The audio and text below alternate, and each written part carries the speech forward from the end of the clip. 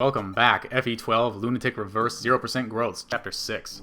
I enjoy the way this chapter is designed. You've got the big open map all-out war type of thing in the previous chapter, and then it comes into a much more focused interior chapter that's mostly about killing a boss, looting treasure, and getting out before you're overwhelmed by reinforcements.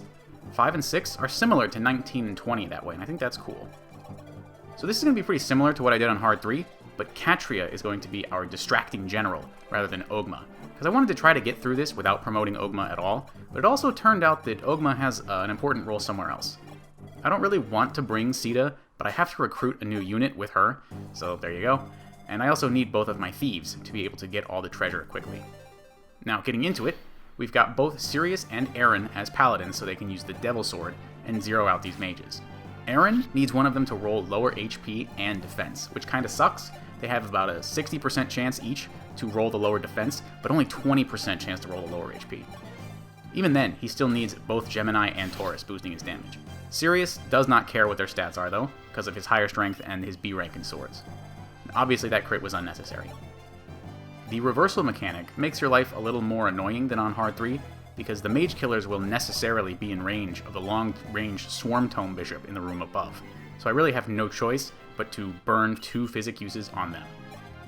You can see already how important it was to get the physic staff last chapter with all its uses intact. This is just what Lunatic-Reverse is going to look like. The flip side of that, though, is that our beefed up Palla, compared to Hard 3, makes the rest of this a little easier, especially since I managed Sita's experience better in this run, and I don't need to feed her any kills this time. Katria, meanwhile, is able to stall out all of the enemies on the western side just by standing still and being huge. Aaron or Sirius will always be the swarm targets here because of the 2% crit rule, so your main forces can run into the swarm range without worrying. Palla has an unsatisfying hit rate of 62 on this bishop with the hand axe, but damn it, I want that weapon experience and nobody's gonna stop me. Rickard loots the barrier staff, which will be absolutely essential in chapters 9 and 10, and we bring in the paladins to heal him back up. There's a pretty strong lunatic-only hero on the other side of this door, along with a mage right next to him, and only Palla can handle that kind of situation, so we'll have Sita grab the door key that we just got from Palla's inventory, and she'll open the door for Palla next turn.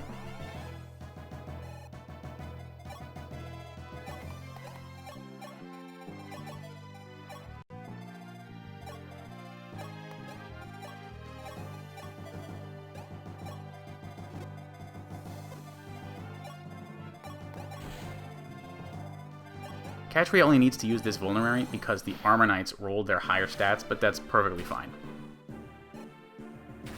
Palla misses one of her attacks on counter here, but that's actually okay for once, although it wasn't my intention. A couple new units arrive for us. They're not very good, but Frey, the Cavalier, brings us a Killer Lance, and he also serves as the perfect unit to use the first stave tile. Rickard loots the Libra Shard, which gives +2 luck when held, and it probably has the widest chasm imaginable between its use in a casual run, which is 0, and its use when the 2% crit rule controls all of your strats.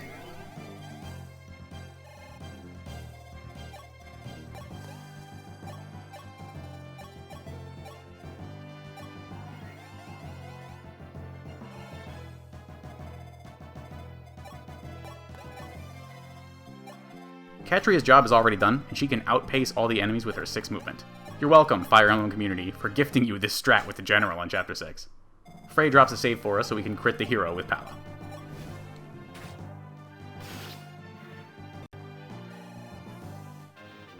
Ciri's going to take out that bishop for us, but the leftover mage is a bigger problem. Palla won't be able to counter with her steel axe equipped, and I won't have time to heal up if I let the reversal mechanic chunk more of my units on player phase. Only Aaron is available to swap Palla back to the hand axe so she can counter, but oh no! The mage has 6 crit! The 2% crit rule will make him attack Aaron now! It's a disaster, except that we just convoy warped a Libra Shard, so no more 2% crit rule. And Paladins having a higher base resistance than Draco Knights makes Palla the target for the mage. There you go. Now some dinky reinforcements are going to show up for the next few turns, and on top of the group that Katria is kiting, it means we need to get moving. Now I actually found a critless strat for this hero while I was working on this chapter, and I'm going to go ahead and show it to you here. I had Marth open the door this time. Then whichever paladin had the strength shard is going to pass him to Palla, and we use the save tile for this hand axe hit rather than a crit. And for reasons that don't matter, it's Sirius, swapping her to the Silver Lance with the Libra instead of Aaron. But now look, because the mage always moves before the hero, this idiot's gonna run into one range and gets one shot by the Silver Lance. Isn't that awesome?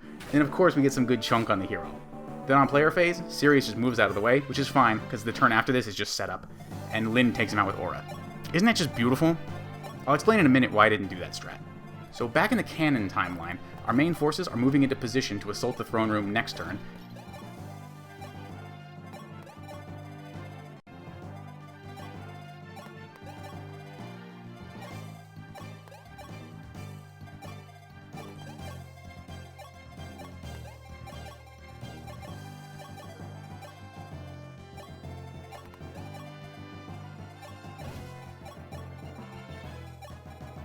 Palla takes the opportunity to use the secret book we obtained from the first bishop.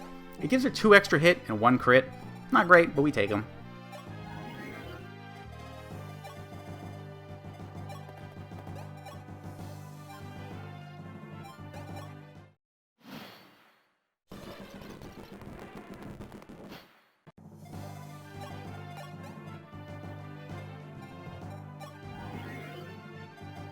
I would have liked to use a barrier on Palla here, but Militia has to use Mend, and Yumina needs to be in this exact spot for next turn, so we'll just have Palla move into position with a Pure Water instead.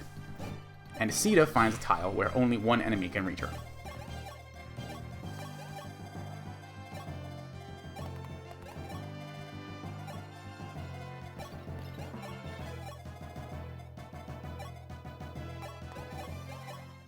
Palla and Sita both completely miss on counter, but that's actually fine, they still get the weapon rank.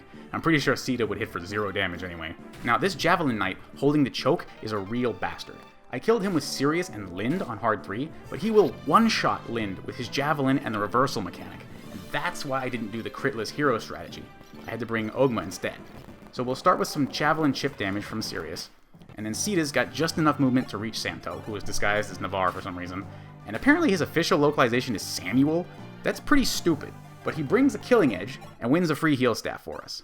He also has the Aquarius Shard, which gives +1 magic and resistance. This is why I brought Ogma as a Myrmidon instead of Lind. With the reclass, he has exactly enough speed to double with the Arm Slayer. Now the Rescue Staff tile selection goes down, right, left, up. So by blocking down with Aaron and standing next to the wall, we boost Marth 2 tiles closer to the throne with the Rescue Staff than he would otherwise be, which is needed to be able to seize. Now, while I was recording this commentary, I realized how stupid I am. Let's go to the alternate universe again, and look at what happens if you have Palla pulling from the doorway instead. A Silver Lance Knight moves first to fight Palla. He gets low from her Steel Axe. Then the Javelin has to move somewhere else to hit Sita. Now, Lind can very easily finish off this Knight at range, and either Sirius or Aaron can run in to chunk the Heal Staff Bishop with either the Silver Lance or a Devil Sword or whatever, and now Samto does not need to crit. You can still get that heal staff, and everything else is going to be the same afterward. Even on hard 3, with no stat boosters on Palla, this would have worked.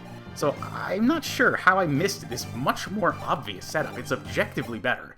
But I've recorded a few chapters ahead of this now, and it's really not worth replaying them just for these changes. But I definitely wanted to show you guys the better strat, because the critless hero and this setup for the throne room are just objectively better. So anyway, back in the canon timeline, Militia gets some staff rank, whatever. And Frey has managed to catch up to us to use the save tile, so that Palla can crit the boss on one of her 2 Silver Lance hits.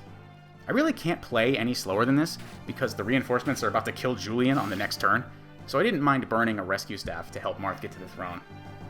And yeah, that's Chapter 6 in a slightly less optimal fashion than in the alternate timeline, but it doesn't really matter, right? The whole point of these videos is to show the strats, and I showed you the better version of the strat. It's all good. So, thanks for watching.